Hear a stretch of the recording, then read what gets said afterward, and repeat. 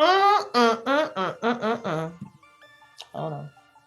It's not set. Okay. What happened? It wasn't. My view was off. Oh no, he didn't. Girl, yes he did. Yes he did. Yes, he did. What's up? Welcome back to the podcast. Oh no, girl, yes. Thank you for listening. Please subscribe, please like, please comment, and please share. And we also appreciate the DMs because we know sometimes y'all don't want everybody in your business. Oh, I know. But we appreciate your support. How you doing, girlfriend? I'm good. How are you? I feel good. I feel strong. I feel almost rested. Almost. Make sure you check us out also on YouTube. And you can still subscribe to Patreon. It's not too late. It's a lot of fun over in Patreon. Lots of fun. But we have good times here. What we're going to talk about today is we had an earlier episode talking about intentions and how should you state your intentions when you first meet a guy, or should you just kind of wait and see what evolves? And so the reason why we want to revisit this is kind of the flip side of when a man tells you his intention. Like, is he being for real or not? Like, is he just talking? Now, I think baseline, we would just say, believe a man if he tells you he ain't trying to do X, Y, Z, that's the answer. Is that your theory on it when he tells you that on the first date? In general. Okay, so what do you think if a guy states his intention, like so maybe he says, I'm not looking for anything right now, but you are looking for something right now. Do you like just stop it, go, do not pass go, or how do you handle that situation? I think it depends on how I feel in the moment. Right. If I'm looking for something, then I probably just move on. You know, if it's not someone that I see I always say I don't need any new friends. I got enough friends and stuff like that, which, I mean, you know, I pretty much still feel that way. I don't really need any new friends. So if I'm in the place where I'm looking for something more, then I will probably move on. And I have done that before. If I'm in a place where I'm just, you know, looking for, you know, someone to hang out with, then I'll do that. So, but I have walked away from people who've stated their intentions and they haven't lined up with mine in the past. And so have you ever looked back on those situations? So many different ways to play it. I can say I have been in situations where people told me up front what they were not looking for. It's usually me. They not looking for me right now. Mm-hmm. And I say, okay, I get it. I'm a mature woman. You know, you cool. Let's just hang out. And then as time progresses of the hanging out, of course, feelings starts developing, attachments start being developed, right? Expectations are starting to be implied. And they always kind of have that out of, I told you I wasn't looking for nothing. I did tell you that, yeah. Right. I told you up front I wasn't looking for nothing, even though you still go on forward with all the relationship tunnel things. So I think a lot of us have been in those situations. And then I've been in situations where somebody told me they weren't looking for something. And so, yeah, I exited stage left, where it was like, okay, well, I'm actually in a space where I am looking for something. So that's cool. And then that person tried to keep trying to be in my life. And I was like, look, we're not on the same page. You're not a bad guy. We've communicated. Right. We're not looking for the same thing. Let's let it go. Okay. Mm-hmm. And then I've had situations where I stated my intentions, and I think a man may have changed his intentions based on what my intentions were. And so then when we move forward with a similar intention, he was never connected to it. And welcome to the podcast, Inspired by He. So it's all these different ways that now I think I'm reprocessing stating my intentions to where now I think in dating, I just want to enjoy dating. Dating is such a type thing in general for me because it's all these unknowns and anxieties. But now I'm realizing a lot of that is my own creation because I'm attached to an intention. I'm attached to a result. I'm attached to a process versus just, oh, it's Monday. So Monday was cool. Yeah. Oh, it's Wednesday. Wednesday's cool. You know, so that's probably new information for me. Where are you in your intention in your dating right now? You know, when we did this, I think it was in our first season, we talked about stating our intentions and going ahead and being upfront about it. And I've done that before, and it's actually worked kind of in my favor, where I found that the guy was on the same page, and either way, it didn't have anything. The reason we don't talk today is not because we stated our intentions on the first date, right? However, I've moved away from the scripting of dating where I have to say this, that, and other upfront, or about a third date or about a fifth date. Let me say something. And I'm kind of going more with an emotional thing and how I feel. Is that different for you, leading with emotion versus your head? Yeah. And just kind of living in the moment and not being so focused on what's going to happen in the future. That's so hard to do. It's hard to do, but it's more relaxing as well. Because now it's just like, let me get to know this person. Because why would I state my intentions to somebody who I'm not supposed to be with in the first place? And that's the issue, right? Mm-hmm. It's positive to say, look, I'm in a place in my life, I ain't trying to play no games, but you don't know that person, and you don't know who they're gonna be on Thursday. Right. Exactly. And so sometimes that causes the drama of we've stated our intention, or we said, hey, we're gonna be together, we want a relationship, we're gonna be exclusive, and then you go down the road and it's like, I want to break up, but I ain't necessarily happy. So now I'm cheating, or now I'm just kind of dead to it, or I just want to keep somebody because I don't want to be single again. And then it goes into all these scenarios where it might not be the ideal situation. I think both of us have gotten to this newer place, because we have realized that we have been in the past, as most women, especially women, have been attached to certain ideals. Like, it should be this way, right, at this time, on this schedule. And not even on that schedule. I know I've had issues, and we've talked about it, where, okay, if I text you, I would have an attachment of the response, the timing of the response, and potentially I have an expectation of what your response should be. So when none of the above happened, it's like, I ain't talking to him no more. Cause see, you know what I ain't gonna be doing? Cause see, and it's like, you done created this whole thing, and then he don't know nothing about it, and he definitely gonna fall short. Mm-hmm. I know you have done that in the past. You have helped me do that in the past. And then we'll catch ourselves and say, I guess he could just say whatever he want to say. Or if we were thinking, we're going to hang out tomorrow. Okay, I was thinking maybe around 2:00. And then they call it 5. Well, I had in my mind we was going to hang out at 2. Right. Had in your mind now. Not communicating. Just okay, it'll be about 2:00 when he calls. And then 5:00, you're like, okay, I will never go anywhere. I won't talk to him ever again. Like, he's blocked. So we can laugh about it now, but you would say you have done that before. Mm-hmm. I have done that plenty of times before. Mm-hmm. So I've created too many scenarios in my mind. My mind is like, that's why I got to keep reading and doing other stuff. Because if I leave myself to my own devices. Listen, mine is a powerful, dangerous place, especially as a single woman dating. Mm-hmm. And so we both have been reading new things, putting new thoughts in our minds, because if you've been traveling with us on this journey of the podcast, it always is truthful. It always primarily is about us and what we're experiencing. And sometimes we take other people's stories and information and then we say, but we're excited because we were talking about how we do feel differently than we have felt in previous episodes. And we know y'all are on this ride with us like, wait, she didn't say that last time. And we're like, we're just growing, and it's not settling. It's not, okay, I'm giving up. I feel like it's growth, and we both have felt so much better about dating, right? Because we have been so less attached to the idea. Right. And when you speak on that, I think that's what makes this podcast so real and so special to us. And I hope it's special to all of our listeners as well, because we're honest 100% of the time about how we feel in the moment. Yeah. And it may sound like a roller coaster going up and down, like, oh, we're not going to do that anymore. Oh, we're going to do this now. We're going to do this now. Because we're really on a journey. Really? We're on a journey, and it's a self-discovery journey. Even though we talk about relationships and talk about how we interact with the opposite sex or our potential, mates or whatever, it's still a journey for us. So it starts with us and it ends with us. Right. And so as friends, when we're talking, we're like, okay, let's take it to the podcast, because it's something that we really are going through. Yeah. Exactly. And it's therapeutic at times. It's revealing. It's, if we go back and listen to ourselves probably from season 1 to now, we're like, girl. But it's real. I guarantee you're getting the real, our true, authentic selves. So don't think of it as like, girl, y'all lost your mind, because some of y'all out here doing the same stuff we do. Right. I know it is. We don't have like a pre-produced plan or idea of what this podcast should or will ever be. It's whatever we are going through.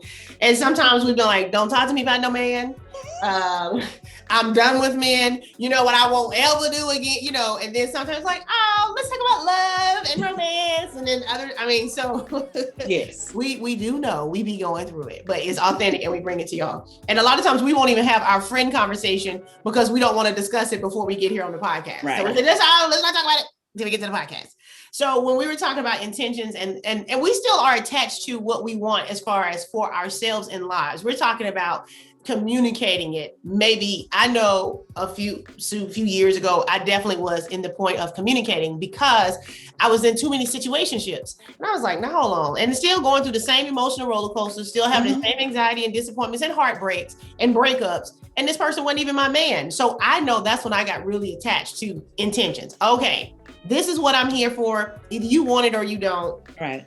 And okay, so would you say that in that moment, in those moments of situationships that we've both discussed on this podcast and with each other, can you point to where your approach to it was different? Not necessarily like it wasn't that maybe we needed to state our intentions. We needed to turn our minds around how we approach relationships and dating, or whatever. It was really dating at the time. And I think that's the journey we're on right now. Instead of saying, hey, I want this, that, and the other, still want it. Don't get me wrong. Right. But let's approach this differently and say, and then I think, in the end, we could save us some hurt feelings in the end. Hopefully. I don't know. Well, and I also think that even that last sentence you said, I think we're open to the fact that we can't save ourselves no hurt feelings. Well, that too. And being open to receiving love. Mm-hmm. And if that comes with hurt sometimes and heartache, then that's just the price you have to pay to be open to receive it. And I think we have been so trying to prevent heartache that we prevent some of the other good stuff too. Right. Well, because when you meet someone the first time, it can be a dangerous thing to say, hey, I want to get married. I want 3 kids. I need this. I need that. I need that. And I'm on the clock. Tick, tick, tick. Yeah. However, we've heard some situations where people say their intentions and then things change. And that's what inspired this particular episode. Thank you for the segue, friend. So I follow Malcolm Jamal Warner on Instagram, and y'all know him as Theo from The Cosby Show and whatever else he ever been in. Theo from The Cosby Show. And he made a post a couple of weeks ago. He has a partner, a woman. I don't think they're married, but they have like a 3-year-old daughter. Mm-hmm. He made this lengthy post about remembering when he met this woman, and they were introduced by mutual friends. And he told her up front, I'm not interested in starting no family. I got bigger things in mind. And she was interested in starting a family. So they agreed. We probably not a match, but they kept in contact and I guess built some kind of friendship. Mm-hmm. 5.5 months later, he was then the one that came to her and said, what do you think about starting a family with me? Mm-hmm. Now, I felt a lot of different kind of ways because I felt like, well, that's great. Be open to change. Don't be so attached to what you said on day one. And I think that's the other thing is when we meet somebody, we are stating our intention or where we are that day. And then sometimes people change the course of thinking. They change the course of your life. They just kind of change your course. And I recently have been experiencing that. And it's one of those things where I do believe what I said is what I meant. But I'm also realizing sometimes things change. So when Malcolm Jamal Warner, I'll just call him Theo. So when Theo posted that, I thought, call him Theo. Okay. Well, when Malcolm Jamal posted that, it was like, okay, would I have still been engaging with this guy, interacting with this guy if he told me that he had no interest in a family and I knew I wanted a family? I'm thinking I wouldn't have had Theo's baby because, again, we were talking about our scripting and being attached. Mm-hmm. Okay, you know what? That's a deal breaker for me. I want kids. He don't want kids. Mm-hmm. But then 5.5 months later, we ain't talking about 5 years later. And I don't think he said they still didn't start right then. It's just he brought the conversation up 5.5 months later. Then just this other part of me in reading that is like, when somebody shows you who they are, believe them, or believe a man when he says it. Which one do you believe, right? Because I believe you don't want kids because you told me that on the first date and you told me that before you even met me, you didn't want kids. I think that's true. So by the time you say, hey, let's have some kids, I think I would actually be hesitant, even though I wanted kids. I'm like, what changed? What changed? Yeah, no, you don't want kids. And it's just because you like me now. And I don't want to go half on a baby. And then I'm sitting here whole with a whole baby. You made it clear when I met you. And I'm going to be a single mother. Now, what's wrong with now that 3 years later in and doing well, Right, that's what I'm saying. Baby's 3, he was baking her a cake. That's why he made the post. So I think because we still are attached to something. And that's what I'm saying. When I read it, I thought, I probably wouldn't have had Theo's baby. But see, that's why I said I'm working on getting out of my mind and kind of just going with the flow of my heart more so than because we're smart I ain't trying to brag. We are smart. I said and I ain't. actually had someone tell me that I was too smart to ever truly fall in love. They said the problem you have is you are too smart to our minds work differently. We process things so differently. I mean, it's always like a calculation. Mm-hmm. And I think that's the word, calculation. Mm-hmm. We're calculating things all the time. What people say, how they say it, when they said it, and what their intention was behind it. But see, when somebody says someone is calculating, that sounds negative. It almost sounds like manipulative. No, because we're not manipulating. Right. But we add the zeros, put the one down. I remember you said that on Thursday at 2:00. That came up on my time. And we don't forget either. Like, we don't have a short-term memory at all. Mm-mm. Especially if somebody told you like they didn't want to be with you. Right. Oh, now you want to, let somebody tell me this ain't no time I want to beat you. And I say, okay, cool. And then say, I want to be with you. Oh, now you want that's why we blocking them lessons. We is afraid. Used to be. So I had a situation when you say calculating. So in my dating situation, a person I'm dating right now, and I even use, when I say dating, it means something different to me now in recent months. Right. He is not my boyfriend. He is not my man. We're dating. But he always talks about how I overthink everything. And that's probably another way to say calculating. Yeah, it's like everything you say is here. But I'm thinking of like not having Theo's baby. By the time Malcolm Jamal comes to me 5.5 months later, says, you know what? I was thinking I want to have a baby with you. I know I would not have, and I don't know that she received it on the first time he said it either. It didn't start immediately, but I think I would be so attached to what he said first, because I believe when a man tells you something, believe him. Now, how do we go on believing what a man says? Like, which part do we believe? So the guy I'm dating now sent me an invitation to an event. And my reaction was, are you just sending this to me for information, or did you actually want me to come? Now, that was a sincere question on my part, because he shares a lot of different things. And that don't mean I need to be planning to be in it.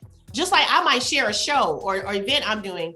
I'm not telling you to come. It's kind of like an FYI. So even though I can logistically and seriously logically defend asking the question, it was a question I was asking out of trying to prevent a hurt feeling. Like, okay, don't let me think that he's trying to have me there and he ain't trying to be there now. You gotta show up and like, what are you doing here? Now, isn't that what you would feel when you check? So I RSVP'd to said event. I went to said event, had a nice time at said event. The day after said event, he said to me, I didn't like that when I sent you that invitation, you said, is this just for my information, or did you actually invite me? And he didn't say it like that. I said it was a text. I didn't do my neck like that. He said, I saw your neck when you texted. Now, he picked up on the fact that probably was not a natural response to an invitation. So is that my PTSD? I want to figure out what that was. That was me trying to say. I'm going to ask too, just to be clear. Like, I want to show, he could have just been showing you the flyer. Look at me, look at my picture, whatever, And we need y'all to comment on this. If someone sent you an invitation to an event, unless it's a link to register, because it was a picture. It was just a picture. It was a picture of an invitation. It had the information and the RSVP on the bottom. It was a picture of an invitation. And he just sent it to me without commentary. Without any commentary. It didn't say, let me know if you can make it to this. Hey, this is, it just was that. So I responded, and y'all comment, let me know, what would be your first response? And we have been dating, okay? And I said, is this just for my information, or are you wanting me to attend? And so by the time he says, well, I want you to attend if you can, okay, cool. Then he later sent me a link to RSVP. So once he sent me that, okay, link, right. Cool. But I also felt like, why was my first reaction not to think this was an invitation? It says invitation. That's your upper limit. That's your upper limit problem. Talk to us about that. So it said invitation on it, right? Yeah. This author named Gay Hendricks discusses what he calls the upper limit problem. And I don't know if we've talked about it here, maybe on Patreon, but it's when it's something that humans naturally do when things are going well in their lives, where they don't have any complaints, where they kind of put a ceiling on their happiness or their success or their love or whatever. So in this case, you were dating a guy, things are going well, no complaints, blah, blah, blah.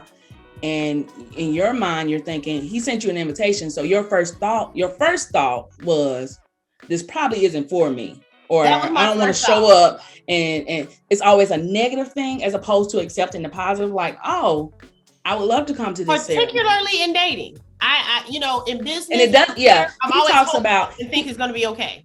He talks about family, professional life, and love lives. So, but we all have this thing where we get to a point, and it's basically to suppress our happiness. And he says if we can break through that upper limit, we can all live happier, more fulfilling lives. And there's a lot more to it, but that upper limit is just like when things are going well, we find a way to keep us down in our comfort zone of. Sometimes our comfort zone is when things aren't going well. You know what I mean? Where we know what that feels like. He'll talk about a couple that just had a good time at dinner and stuff like that. And then they get in the car and one of them starts a fight with the other one. Just for what? And it normally comes from a place of, I'm too happy. Let me bring myself down to earth. Go back and listen to our episode, Malcolm and Marie. I think that's what that was. Yeah. And then before we start reading the book. But so think about that when you're happy and you're at your happiest. Don't do things to self-sabotage ourselves every time. Self-sabotage because we say, wait, too good to be true. And then we create it. We start doing good at work. Our relationship fails. We start having a great relationship. Somebody gets sick. But it really is so much of our own doing, unconsciously, subconsciously. And it says that this thermostat of happiness is usually programmed from our childhood. And so we don't want to feel too good. I'm getting too happy. I'm liking him too much. I'm getting too comfortable. So we've been dating. It's been going well. He sent me something that said invitation. And I did not take it as an invitation. And so we can say, yeah, that's fine. Clarify it. But I know I didn't take it as an invitation because what man has invited me to come to something for him. So the fact that I accepted the invitation, went to the event, and he still felt compelled to say something about it the next day really made me say, work on that. Because he sees you as kind of poo-pooing on his effort. And that's not the point. It ain't got nothing to do with his effort. Right. It doesn't. It really doesn't. It really doesn't. It has to do with my mind saying, is he just telling me about this or is this something you want to go to? Which can sound innocent, but I know if I'm being truthful, it was coming from trying to protect my feelings. Let me not say, oh, great, I can come. And he says, oh, well, you don't have to make it. And let me say, I don't even know if we do a podcast on that. I have recently, within the past, 2-3 years, been to something that I actually was not invited to by a guy I was in a situationship with, the graduation. Oh, yeah. Yeah, we didn't do a podcast. We didn't do a podcast. We did not do an episode on that. I'm going to give y'all the short version. I was in a situationship with somebody. They graduated with their PhD. I've been a part of the last part of it. We defended, watch this online, read the thesis, read the whole thesis. Come to my graduation, went to the graduation. Graduation is in the daytime. Family has come in town from all over. And I said, y'all not going to do nothing after graduation? I'm feeling like, well, I could put something together right quick, even though I'm 2.5 hours from my home. He says, oh, yeah, well, no, we're having dinner tonight with everybody. Oh, okay. So in this point, I said, oh, okay, I guess I wasn't invited to that. And I left him to get ready for his graduation. This was before his graduation, a few minutes, hours before. I felt hurt to the point where I wanted to leave the graduation. His mom convinced me to stay and say, he's just been crazy. He ain't been telling everybody, okay, great. So I convinced myself he wants me there. Why wouldn't he want me there? And I went, and he did not want me there.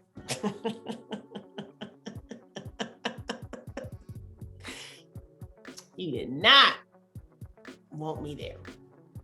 Now, let me say this part. After I left and I kind of said, oh, wow, okay, I guess I would invite him. And he felt the, weirdness, whatever. He texted me and said, hey, I'm sorry. I would be more than happy. I would love for you to be able to come. Now, from the graduation to that event that night was maybe 3, 4, 5 hours. I'm 2.5 hours away from home. Everybody else going back to their hotel. After his ceremony, he says, well, what you going to do? I was like, and I'm still waiting for him to actually make it seem like he want me to come and stay, thinking he's going to say, oh, well, just come back to my room. I'm going to take a nap. And he says, what are you going to do? I'm about to go back to my room and take a nap. And I said, I don't know. He says, okay, well, thank you for coming, and left. And y'all, I went to the mall, walked around, sat, had a drink at the bar, and I went to that dinner because I thought, well, I don't want to not go and it'd be like I didn't go. And I was sitting there the whole time like, oh, he didn't need me to be here. So in my defense, and I actually didn't that's another upper limit right. thing. I didn't correlate that with PTSD. Because it's always going to be based off of past experiences. A lot of times, like you said, it derives a lot of times from our youth, how we were raised. He talks about, sometimes people being the middle child, like they kind of get ignored and they're used to being ignored. So they never think somebody's checking for them, or somebody being the smartest in the family where they don't want to outshine everybody else so they dumb themselves down to fit in. It's a lot of different layers to that, depending on how you grew up. But it derives from past experiences, but we can't use that. I heard him on a podcast one day, and I'm going to mess this up, but I'm going to try to say it the best way I can. Let's see it. When you're trying to grow, you're not supposed to look back. You know what I mean? Because this is what he said. A horse carries a carriage, right? Because it's easier for the horse to pull the carriage as opposed to go behind it and push it. Mm-hmm. It's just you're not exerting as much energy when you're pulling the horses. So that's how it is when you're trying to reach a certain level of success and love and happiness and all that kind of stuff. Instead of going behind and pushing all your baggage, look to the future to where you want to go and pull it. So keep your eyes forward. You know what I mean? So I don't know if that makes sense. He said it much more eloquently than I did. You know what? And I know Andre 3000 said spaceships don't come equipped with review mirrors. They did. Exactly. So the space shuttle is going to the moon. It don't need to look back at the Earth. Right. He just left. Yeah. And he was saying, because sometimes, your past is still going to be behind you trying to, navigate and run this, but your past doesn't run this. You keep it behind you and you keep your eyes looking forward to where your goals are. Mm-hmm. So you just keep pulling it until you just fall off. So. Okay. I think you said that well enough for us to get it. In my layman's term, he was so much more. I get it. I mean, because it's a good visual. And that's the thing is that honestly, until this moment, I actually have forgot about that graduation and showing up to something I really wasn't invited to. And I was not thinking of that when I said, hey, is this for information? I really did not pull from that to this. And that's what I'm realizing. I do have that trauma that I didn't even name it. I just saw something said invitation and I did not take it as an invitation. And now I'm realizing just now, oh, you know what? You actually are bringing something that you didn't name it or realize it. And that's probably why I did not see that invitation as an invitation. And I appreciate him saying something about it because I do want to be able to receive him. Now, the other part with this particular person I'm dating is from the very beginning, I'm not looking for nothing. Mm-hmm. And I think both of us stated that. I'm not looking for nothing either. And now we a couple of month and a half or so in, and it's like, you still ain't looking for nothing? Me either. Me too. So, but because I didn't decide on Monday what I wanted to have on Friday, it's been easy. It's been fun. It's just been, okay, we'll communicate, we'll hang out, we'll talk about things. And then it's just, it really has helped with my anxiety. And it also has helped with the idea of still dating other people, which we never do successfully at all. One, because we don't have the inventory, and two, because we'll have one person we like, and that's the energy we have is this one person. Meanwhile, the guy is dating all these other people, so then we don't want to talk to him no more because he's dating other people. You know what? I ain't gonna be a pick me. I ain't about to be on no team, and so I'm getting a different and better understanding of all of it for whatever reason at this time. But I don't know that I would have been able to have Theo's baby. I probably would have missed out. I probably would have missed out on Theo's baby. I don't know. With it being Malcolm Jamal Warner, I might have stuck around. I might have stuck around a little while. I mean, not that. I'm just saying because of who he is, not necessarily I'm super or whatever. I would be interested in the woman's take on it or what happened. Yeah. He didn't tag her, so I couldn't see it. I know. I was looking forward to. But yeah, it might be. Because obviously her take on it would be different because she would talk about her disappointment of meeting this great guy, but he didn't want kids. And so because that was something she wanted, she couldn't sacrifice what she wanted. Or we don't know if she said, well, he's such a great guy, maybe kids aren't that important. We really don't know really all the nooks and crannies of that scenario. He was just posting it to say, I know I didn't want kids. But he did state, and now I'm so happy to have this kid. But he did state that they left that first interaction thinking this won't work out. Right. So maybe they both were on that page, but then something drew them back together, where and that's good for us to be open to, it might not have been. I think sometimes I know I've been guilty of it. Maybe I met somebody a year or two ago and we didn't click or vibe at that time. Don't call me in 2 years because you didn't like me 2 years ago when I liked you. Right. You know what I'm saying? Like we do that. We're like, no, because 2 years ago when I met you and I tried to like you, you didn't like me. So what you calling me for now? And so things like that, I am starting to see. I guess that sounds a little ridiculous. Yeah. You know, I guess if I could like him again now, I guess I could like him again now. I don't know. Right. Well, I don't know. I don't know. Because you just said horses don't look back. No. I didn't say horses don't look back. I said they lead from the front. So he wasn't saying that everything that you've experienced in the past is insignificant, but you still need to keep your eye on where you're headed. You know what I mean? Yeah. So that's possibly moving forward is releasing I know of several people who have probably not pursued a relationship with somebody because they liked that person previously and that person wasn't in that place. And so when that person reappears, the natural thing that I have seen several women say is no, because back when I tried or back when I liked them, and it's like, I'm having a better understanding about men and their timing. I'm having a better understanding about everything happens exactly as it should and when it should, whether you know it or realize it or not, just stay cool, stay easy. Mm-hmm. And it really is just all like this. It could be a great adventure if you work on what the stories you tell yourself. If you work on the stories you tell yourself, it really could all be fun. And one part of that, and some of my new mindset is one of my guided meditations I listened to, and it just stuck with me. It said, everything happens twice. The first time is when you create it. The second time is when you experience it in the external world. And so I know probably since I can remember me and dating, it has been, and I create the scenario of, and he gonna do this, he gonna do this. And so then now I'm attached to being right. And I don't realize what part I'm playing in subconscious, whether it's the person that I chose to date, whether it's behaviors, whether it's protective measures I've taken to make it end, whatever. See, I knew that's how that was going to see, but then I told you, I knew the first day it was going, and so that was the story I created, and that is the story I lived out. And so now I'm consciously, being hopeful for a wonderful partnership with a healthy man who loves himself, and I believe I'm worthy and deserving, and that's the story I tell myself now. Now, y'all have listened to the podcast, y'all have seen me say, no, never, please don't talk to me about no man again. So I'm excited to have the power and grace to have lived long enough to have a new space in saying, you know what, I am worthy and deserving of a loving partnership, and I just want to make sure I can receive it. And what I'm learning is my PTSD or my triggers, whatever, cause me to not be able to receive it in the way I would like to. Right. So if a man sends me an invitation, I would like to be able to say, oh, thank you. I'd love to come. I would love to come. I'll be at that. I'll be there. No. You ain't inviting me to nothing, and I'm gonna come. Whew. Girl, that just brought back memories. Well, y'all let us know, how would you have received the invitation? Somebody you've been dating for like 6 weeks. Y'all doing well, but y'all are both dating still other people, and they send you an invitation for an event. Would you take it as an invitation, or would you have gotten clarification as I did? Do you think he should have been a little annoyed that I asked for clarification? I also think that speaks more to how he feels about me. Why would you ask me that? Why would I want you there? Well, I don't think we can narrow his feelings down to that one situation. Right. He's already told you. In that one scenario, why would he feel that in that one scenario where? Well, what I'm saying is because he's already told you overanalyze things and this and that and the other. So that hasn't been the first time, is what I'm saying from his perspective, I think. Right.